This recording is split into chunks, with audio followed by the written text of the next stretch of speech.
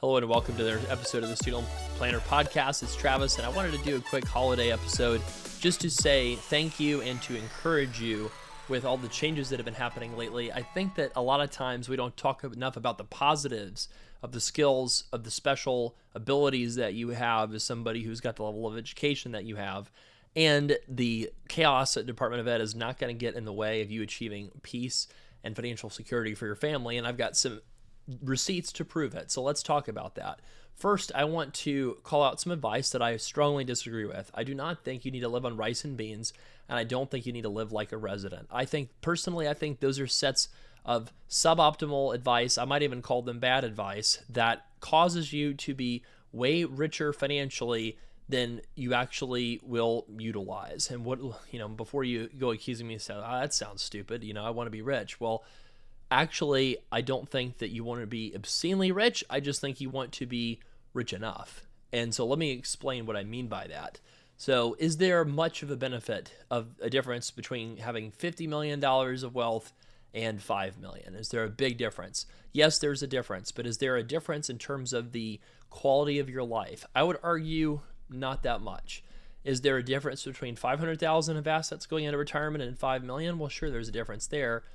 And I think that most people can live a reasonably balanced life and not live in rice and beans and not live like a resident and still achieve a dream like that. And I think that is the sweet spot of where an ideal place is to be just in terms of having a balanced life. Let me explain a little bit of why that is.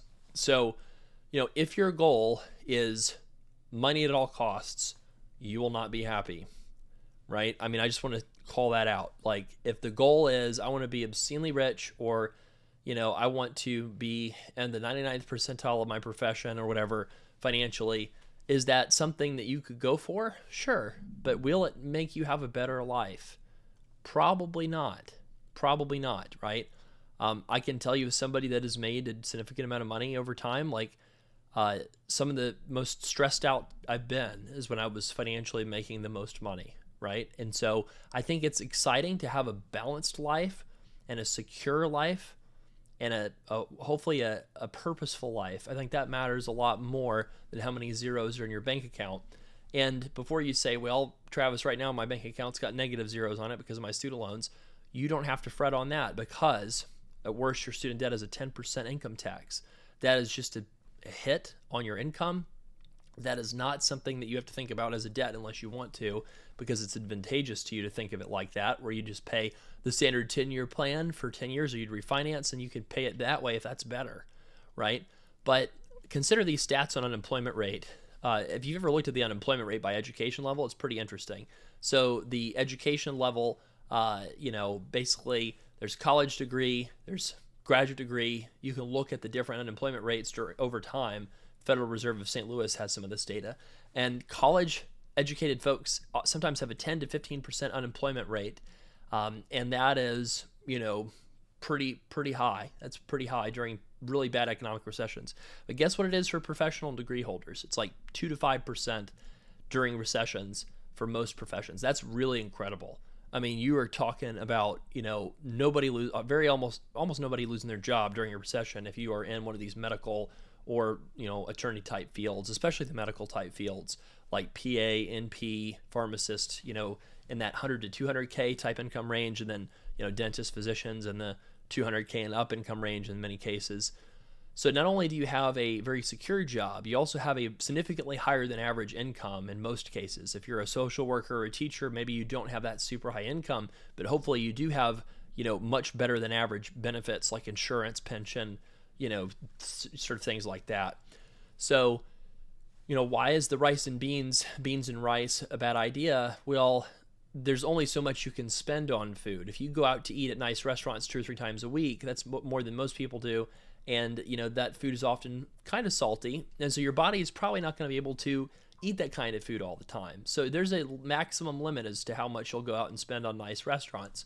Same thing is true for a terrible latte habit. If you're doing one latte a day for 30 days in a row, maybe that's $200 to $300. That's more than that might mess up your brain or something if you're having too much caffeine. I'm just kidding. My wife takes like 10 drinks of coffee a day or something, and somehow she's okay with it.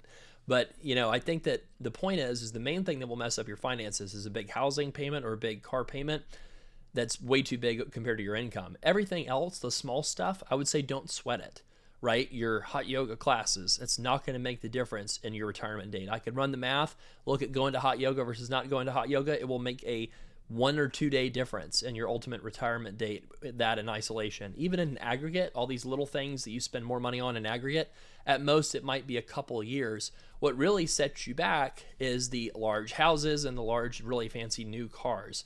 Why is that the case? Once you get above the $750K of mortgage amounts, you don't deduct the interest anymore. So once you're buying a really expensive house, a lot of these things are non-deductible expenses. You do the renovation, that's a non-deductible expense. If you're buying a much larger than average house, you're filling it with a lot more stuff, that's a lot more expensive. The property taxes are exponentially more. The repair maintenance expenses are more. All these things are more and more and more. So it's one of those things where if you level up the gym you're going to, that doesn't have a multiplicative effect like other things in your finances do. So the whole idea that you need to live in rice and beans and live in I think what should be said is if you want to retire in your 50s, live in a relatively modest house or car compared to your income. What does that mean? Modest is probably about 2 times your household income. If you're somewhere in that range, you will probably be able to retire in your 50s if you're hearing this in your 30s or younger. Same thing with cars. Even if you're buying a new car and you're keeping it 10 years, that's actually modest for most of our listeners in terms of relative to your income. Now, if you're trading it in every 2 or 3 years, you're going to have a later retirement date because of that habit. And maybe that's okay. But I think this idea that you need to live on 50K or 60K a year for the first 5 years out of training, so that you can be a multimillionaire one day. Well, first of all, you probably will be a multimillionaire anyway, as long as you're just disciplined over a long period of time. You don't have to live in extreme frugality in the first few years of your existence. And, what is the point? I guess, what is the point? You're working your tail off to grow your net worth, and you're going to see your family less often, and you're going to be busy all the time. And if it makes you feel happy, then sure. But a lot of people do it out of fear and stress. They sort of net worth hunt because they are stressed out, feeling so behind. And the reality is if you look at the future stream of earnings that you're already, going to likely get, as long as you don't sort of, fumble your mental health or lose the ability to earn an income, as long as you don't develop a substance abuse disorder or something like that, you will likely have multiple millions of dollars as long as you just invest at least 10 to 15% of your income long term.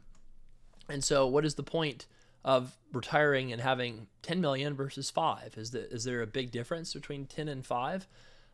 With careful planning, probably not that much difference. Probably the difference is the size that the inheritance of your children. That's probably the big difference here. So rather than overly worry about how rich you are, maybe take a breath and realize that you're in a great spot. If you're going for forgiveness, you will likely get it. And if you're not going for forgiveness, it's probably because that's the best thing to do to pay it off. And hopefully you're getting the lowest interest rate possible. And so look around where you're at right now and be happy and grateful for it. And realize that more money is not going to bring you more happiness unless, you're at a very, very low income level, or unless you're dealing with some major medical crisis, heaven forbid, that your family really desperately needs the money for, or something like that. But other than those things, a nicer house will not make you happier.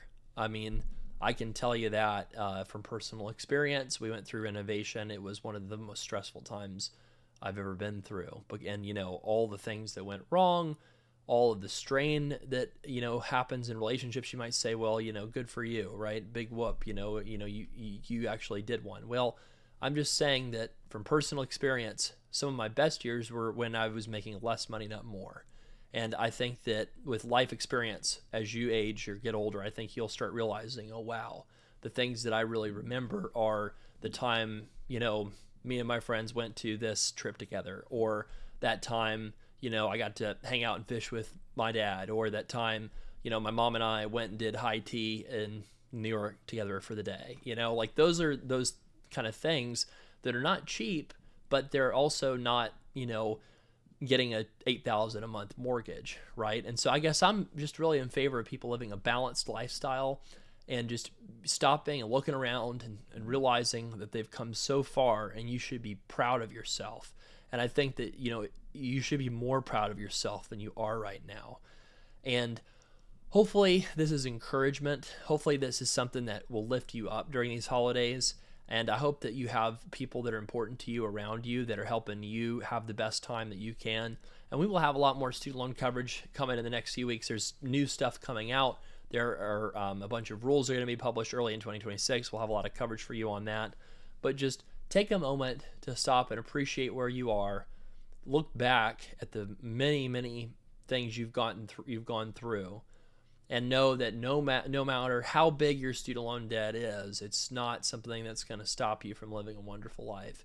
It's going to be a bump in the road, and we'll make sure it's just a moderate bump in the road by just giving you the best tools and resources to handle it.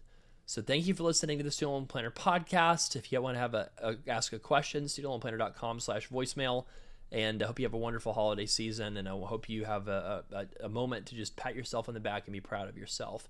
You don't have to feel shame. You don't have to live on rice and beans. You don't have to live like a resident. You can live a reasonable, calm, balanced life, and just be grateful and thankful for those that are close to you. So have a wonderful holiday season. Thank you for listening to us.